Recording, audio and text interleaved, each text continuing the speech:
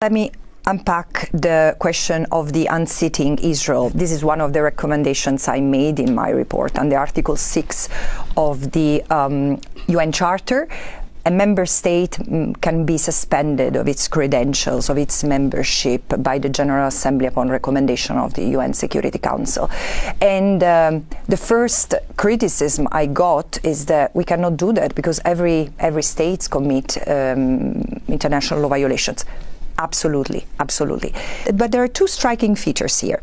First, Israel is quite unique in maintaining an unlawful occupation, which has deemed such by, in at least one full occasion, but again, there was already a case brought before the ICJ in 2004. So there have been two ICJ advisory opinions. There is a pending case for genocide. There has been the violations of hundreds of resolutions on Israel, occupied Palestinian territory, by the Security Council, the General Assembly, the Human Rights Council, and steady violation of international humanitarian law, human rights law, the Apartheid Convention, the Genocide Convention. So this is quite unique.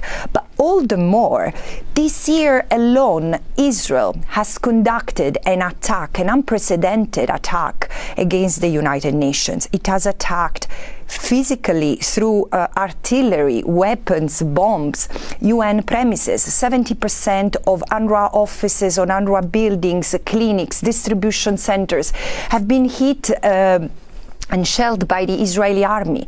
230 UN staff members have been killed by Israel in Gaza alone. UN peacekeepers in Lebanon have been attacked.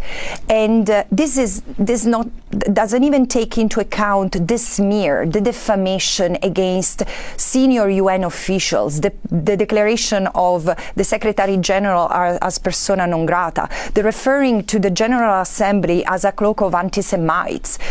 Again, this has mounted to a level, the hubris against the United Nations and international law has been unchecked and unbounded forever. But now, especially after the Knesset passed a law outlawing UNRWA, declaring UNRWA a terrorist organization and therefore disabling it from its capacity to deliver aid and assistance, especially in Gaza and the West Bank and East Jerusalem.